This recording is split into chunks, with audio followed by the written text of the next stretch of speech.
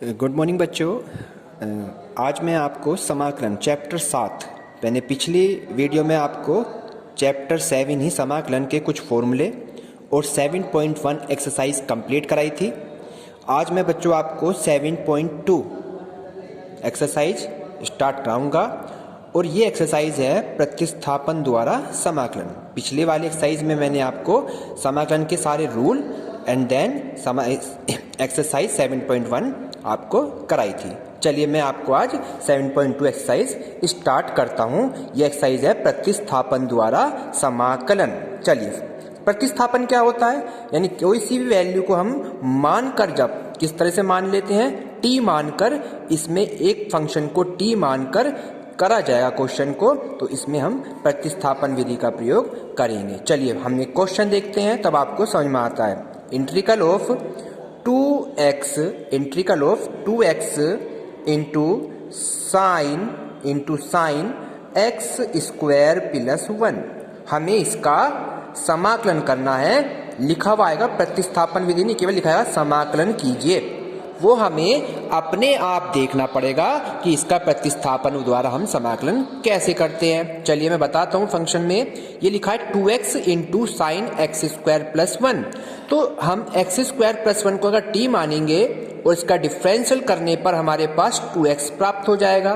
तो 2x से 2x आपका कट जाएगा, इसलिए हम एक्स स्क्वायर प्लस 1 को यहाँ पे बच्चों t मान के करेंगे। चलिए लेट मीन्स माना x square plus 1 is equal to, हमने मान लिया t से। समझ में आया बच्चों? अब इसका कर देते हैं हम डिफरेंशियल।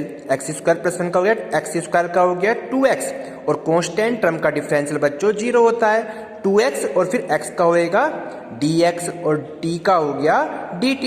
यहाँ से dx निकालेंगे तो 2x इसके अपोन में जाता है, तो ये हो गया 2x।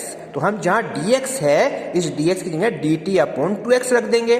कैसे बताता हूँ, देखिए 2x एज इट इज ये वाला, और ये हो गया साइन, इसको माना था हमने t, तो ये हो गया साइन t, और इसकी जगह रख देंगे dt और अपोन में 2x से 2x कैंसिल हो गया, तो यहाँ रह गया आपका केवल बच्चों sine t into d t. अब हम इसका इंटीग्रल करेंगे t के रेस्पेक्ट में। चलिए साइन t का इंटीग्रल हम जानते हैं, माइनस का कोस t और कांस्टेंट टर्म ऑफ c।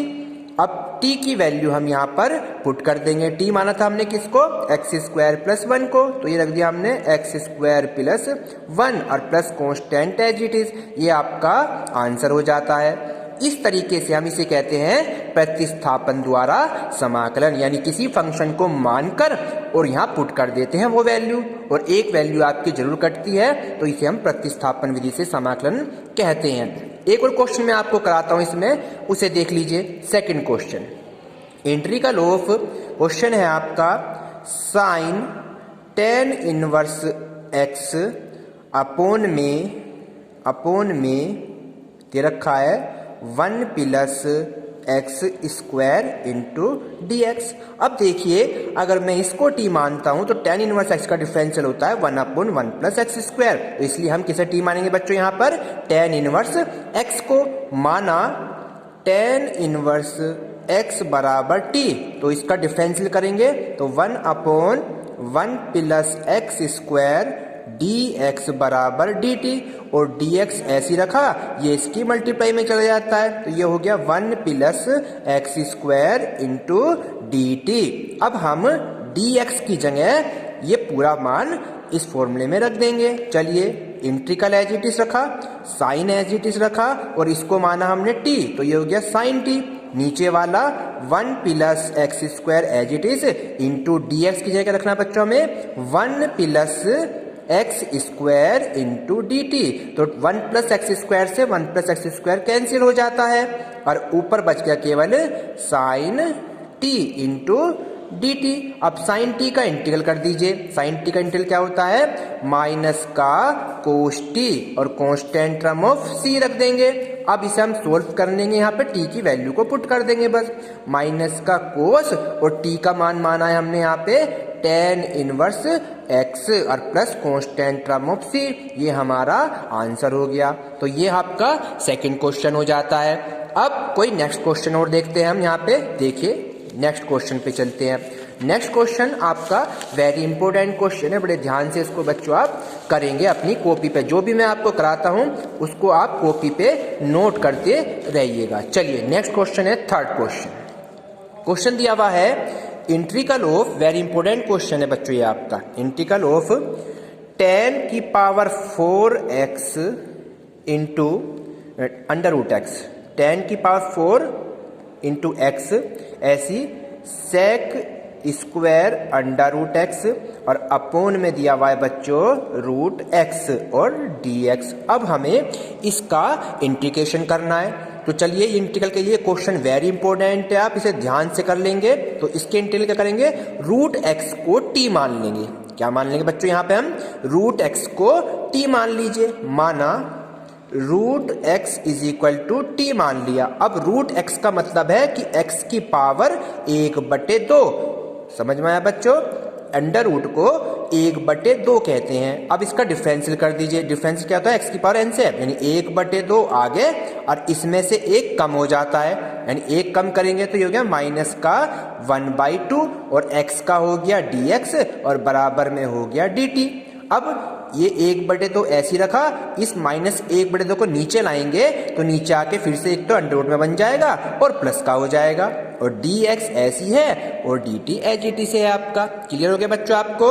अब 2 रूट एक्स इधर मल्टीप्लाई में चला जाएगा और इधर रह गया dx बराबर 2 रूट एक्स इंटू dt।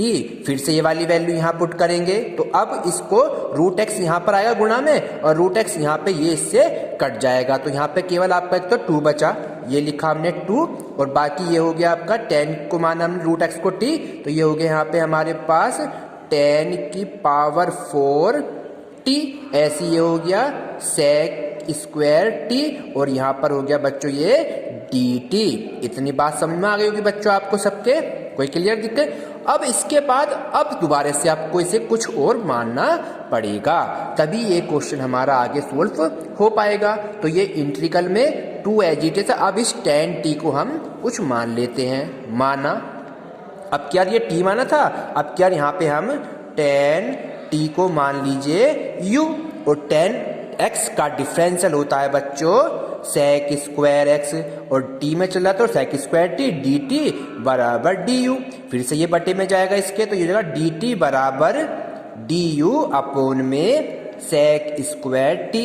फिर dt की जगह du upon sec square t लिखेंगे और सेक स्क्वायर t से सेक स्क्वायर t कैंसिल हो जाएगा। तो यहाँ रह गया आपका 2 और ये tan t को u माना तो ये हो गया आपका u की पावर 4, ये लिखा यहाँ पे, और ये t से सेक स्क्वायर कैंसिल और यहाँ रह गया आपका du।